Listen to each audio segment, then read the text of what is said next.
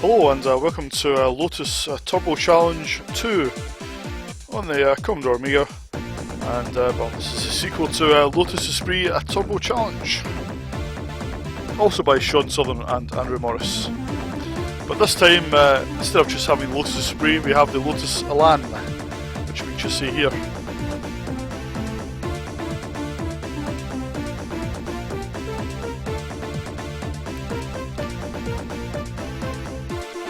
And there's various stats and things like that, but let's get started. So unlike the first game, which had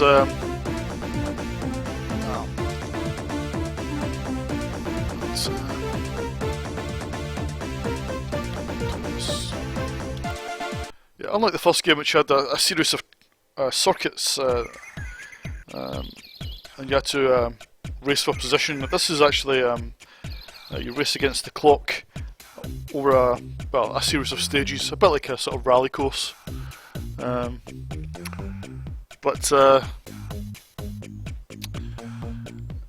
there are only 8 tracks in total this time, and they're sort of based on different. This is the forest track, based on different types of sort of terrain, different effects. So this is the forest track. The second track is the night track. Then there's a fog track. Then there is snow track. Then there's a desert track. And then there is what's that? The desert? A motorway track. That's what it is. And then there's a marsh track. Then finally a sort of rain track at night. So that's 8 tracks in total, and you can see, I mean, this is pretty much a bit of an evolution in terms of the graphics over the first game, if you've seen the first game on the Amiga. There's a bit of speech thrown in. This is the Lotus Elan, which is not quite as fast as the Esprit, but I think it's a bit more, it's slightly easier to control, I think.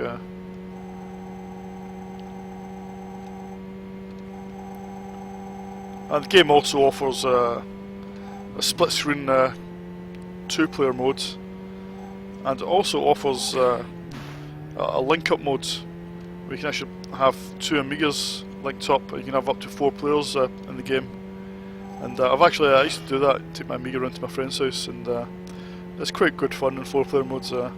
What we would normally do is there's a cheat you can put in. And it just freezes the timer, and you're just basically racing for position. Whoever crosses the line first wins the race. That's how we used to play it anyway.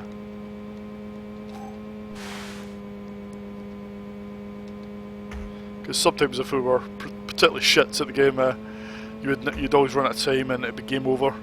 So to try and keep everybody in the game, we used to just use this cheat mode, which I think you put turpentine in as the code that freezes the timer, because you can put in codes for each level, which I'll do in a minute just to show you.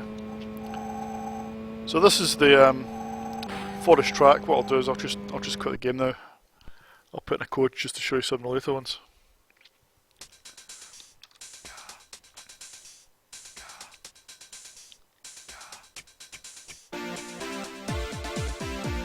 So if I put, I can't remember all of these, but I can remember some of them. So Twilight should activate the nighttime course. Now the courses alternate between the Elan and the Esprit, so this is an Esprit course.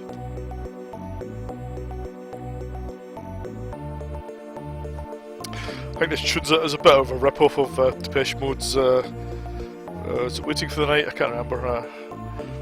Off the Violator album anyway.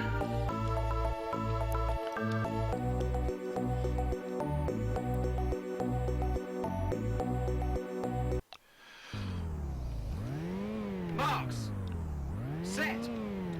Go. So the Esprit feels a little slippier. So it was slippery to control, but much higher top speed. So you can see this is a nighttime track, so we can't see quite as far ahead. One area where this has changed from the first game is that when you hit roadside obstacles, you don't slow down as much. It tries to keep you in the game. Just slows you down a little bit. In the first game, you would come to a grinding halt, but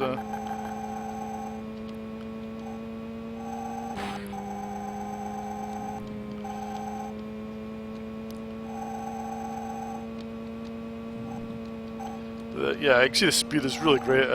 This is definitely one of the fastest games. Maybe Crazy Cars 3 is a little bit faster. I'm not sure. It's hard to judge. But when this came out, well, I didn't have an Amiga actually when this came out. I hadn't quite got my Amiga yet, so I used to go to my friend's house and play it, and I was just blown away really. And this was around about the time where I thought, yeah, I need to get an Amiga. The C64, you know, served me well over the years, but it's time to upgrade. So this is probably the game that's responsible. This and Turrican 2, maybe the two games that I thought, well, okay, I need to get an Amiga.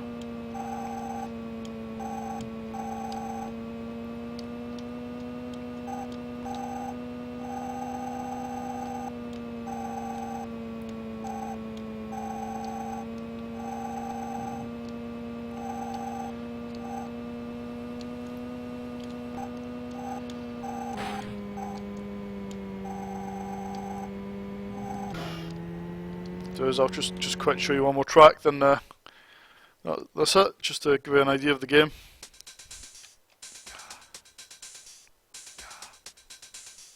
Yeah, the music's quite a memorable tune on the Amiga. It's not really my cup of tea, but it's quite a famous tune. What I'll do is I'll activate the second player just to give you an idea what it looks like.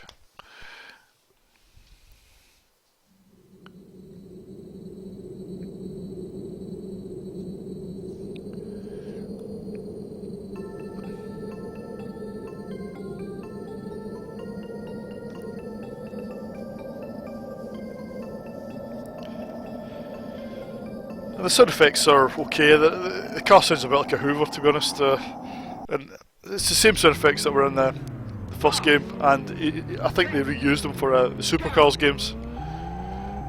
So here you go. This is in two-player mode. Obviously, nobody's playing player 2, so he's not going to get very far. But just to give you an idea what it looked like.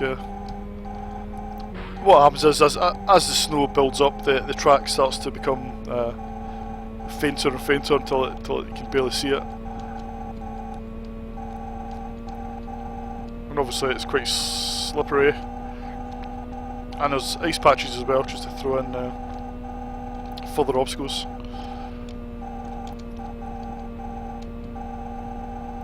Right, so that's Lotus Turbo Challenge 2 for you.